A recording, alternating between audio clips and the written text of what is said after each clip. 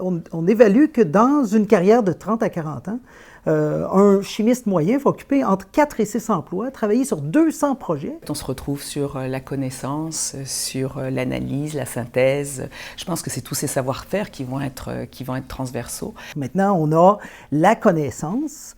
Elle est disponible sur un téléphone gros comme ça. Il faut vraiment qu'on resitue la formation en fait dans ces 3 composantes qui sont donc effectivement la composante de la formation qui est une composante plus économique où en fait on va former les étudiants à un métier, à leur métier d'adulte.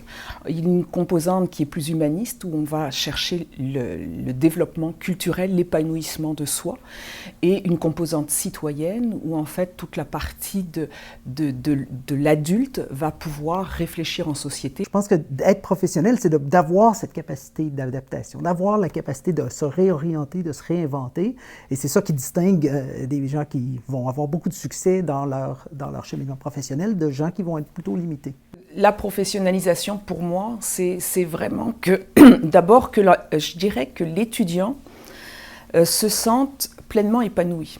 Et ça a énormément d'avantages. Donc, se sentir pleinement épanoui quand on est étudiant, c'est se sentir, je dirais, maître de sa connaissance. C'est pas du scoutisme. Hein? On apprend à faire un nœud et là, ensuite, on a notre badge, puis ensuite, on s'en va sur le marché du travail faire des nœuds. C'est pas si simple que ça, hein? Piece of cake, si c'était comme ça. C'est ça qui m'inquiète dans la professionnalisation de la formation. Peut-être même le terme formation est problématique en soi. Hein? Est-ce qu'on n'est pas plutôt dans l'enseignement? On donne une formation, on formate les gens.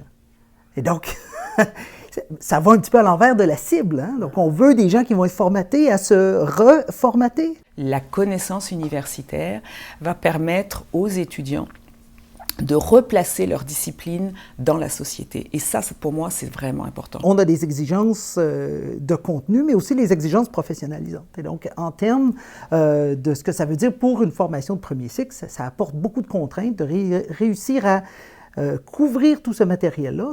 Souvent, il y a des compromis qui doivent être faits dans les 2 cas, mais à l'intérieur d'un programme qui est très, très court. Dans mon cours d'interface, par exemple, où je vais leur dire que si ils veulent que les logiciels, les applications qu'ils développent soient des applications qui soient utilisées par le public, donc en fait, il faut qu'ils connaissent les utilisateurs pour qui ils développent. De trouver des façons d'explorer des méthodes de pédagogie active, il y a un défi important, parce que le contenu est très important en sciences. J'insiste beaucoup pour que les étudiants aient des cadres de référence. Ça leur sert et en termes de connaissances, donc pour concevoir des interfaces, et en termes d'analyse, analyser d'autres interfaces que d'autres ont fait. Évidemment, si cet apprentissage-là est fait de façon autonome, quand ils seront confrontés à des nouveaux concepts et des nouvelles idées, cette capacité d'apprendre de manière autonome, ils l'auront acquis. Souvent, ce que j'amène, c'est des cadres qui ont l'air très... je dirais, des cadres de référence ou des connaissances qui ont l'air très, très sûres d'elles.